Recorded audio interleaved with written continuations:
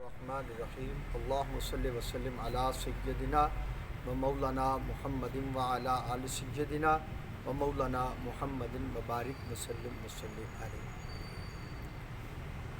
روزے کے مسائل میں سے ایک اہم مسئلے پر آج ہم کچھ دیر گفتگو کریں گے، اور وہ مسئلہ ہے روزے کی حالت میں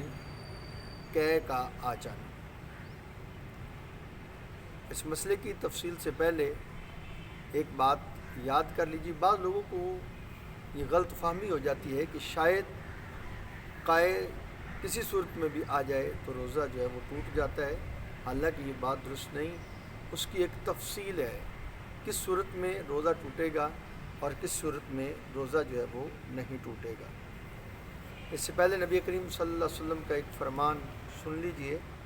آقا کریم صلی اللہ علیہ وسلم کے صحابی حضرت سیدنا ابو ہریرہ رضی اللہ تعالیٰ عنہ آپ بیان فرماتے ہیں، نبی کریم صلی اللہ علیہ وسلم نے فرمایا کہ جس شخص کو ماہ رمضان میں خود بخود قے آئی اس کا روزہ نہ ٹوٹا، اور جس نے جان بوجھ کر قے کی اس کا روزہ جو ہے وہ ٹوٹ گیا۔ اور یہ انہی الفاظ کے ساتھ جو ہے وہ ترمذی شریف کے اندر بھی اور ابو داؤد شریف کے اندر بھی مسئلہ جو ہے وہ بیان ہے۔ نبی کریم صلی اللہ علیہ وسلم کا فرمان ہے، حضور سرکار نے فرمایا جس کو خود بخود قے آئی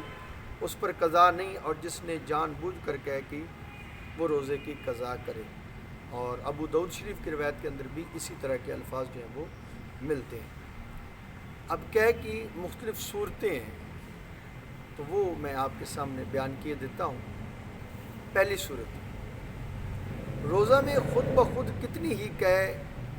ہو جائے، جتنی بھی ہو جائے، اس سے روزہ نہیں ٹوٹتا۔ بندے کا عمل نہ پایا جائے،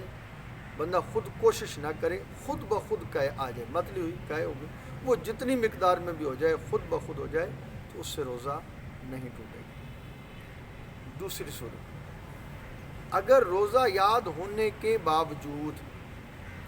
قصدن یعنی جان بوجھ کر قے کی، اور اگر وہ منہ بھر ہے تو اس کا روزہ ٹوٹ جائے گا۔ مطلب ہوئی طبیعت خراب تھی، قے آ نہیں رہی تھی، کوئی ایسا عمل کیا جس کے ذریعہ سے قے خود بخود نہیں بلکہ قے آ گئی، بندے نے خود قے کر دی ہے، تو ایسی صورت میں، اور کرنے میں بھی شرط یہ ہے کہ منہ بھر کر ہو، تو ایسی صورت میں روزہ جو ہے وہ ٹوٹ جائے گا۔ مسئلہ یاد کر لیں، قے خود بخود آئی جتنی بھی تھی روزہ نہیں ٹوٹے گا۔ قے جو ہے وہ کی ہے، قے کرنے والے کا عمل پایا جا رہا ہے، تو وہ بھی شرط ہے کہ وہ منہ بھر کر ہے تو روزہ ٹوٹ جائے گا۔ تیسری صورت، قصدن منہ بھر قے میں بھی اس صورت میں روزہ ٹوٹے گا کہ اگر وہ قے جو ہے وہ کھانے کی یا پانی کی جو ہے یا خون کی قے جو ہے وہ آئے گی، تو اس صورت میں روزہ جو ہے وہ ٹوٹے گا۔ منہ بھر کر یعنی جان بوجھ کر اگر قے کی ہے اور منہ بھر کر آئی ہے تو اس میں بھی شرط ہے کہ وہ قے پانی کی ہو، وہ قے کھانے کی ہو، یا وہ قے جو ہے وہ خون کی ہو،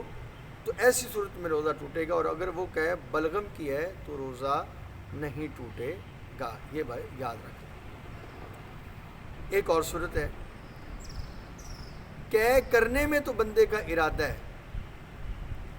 خود بخود قے کی ہے، جان بوجھ کر قے کی ہے، عمل کسی انسان کا قے کرتے وقت پایا گیا ہے، قے خود آئی نہیں بلکہ قے کی ہے، لیکن وہ منہ بھر کر نہیں تھی، منہ بھر سے کم تھی، تھوڑی سی آ گئی، اس سے بھی روزہ نہیں ٹوٹے گا۔ اور ایک مسئلہ اور بھی اس کے ساتھ ہے، منہ بھر سے کم قے ہوئی اور منہ ہی سے دوبارہ لوٹ گئی یا خود ہی لٹا دی، ان دونوں صورتوں میں روزہ نہیں ٹوٹے گا۔ منہ بھر سے کم تھی قے اور منہ کے اندر ہی تھی، لوٹ گئی، خود لوٹ گئی یا لٹا دی، آگے جو ہے وہ نہیں آ رہی تھی، حلق سے ہی اس کا وہ معاملہ اس طرح ہو گیا، واپس چلی گئی، تو وہ کہہ جو ہے اس سے روزہ نہیں ٹوٹے گا۔ منہ بھر کر کہہ بلا اختیار ہو گئی تو روزہ نہیں ٹوٹا، البتہ اگر اس میں سے ایک چنے کے برابر بھی واپس لوٹا دی تو روزہ ٹوٹ جائے گا، ایک چنے سے کم ہو تو روزہ نہیں ٹوٹا۔ پہلے مسئلے میں اور دوسرے مسئلے میں فرق تھوڑا سا واضح کر لیں کہ پہلی صورت میں کہ خود کی یا کہ خود آئی لیکن منہ بھر سے کم تھی، خود لٹا دی یا خود لوٹ گئی تو روزہ نہیں ٹوٹا، لیکن منہ بھر کر کہ آئی اور کوئی چیز چنے کی مقدار واپس لٹا لی جس میں بندے کا عمل پایا گیا، خود جو ہے وہ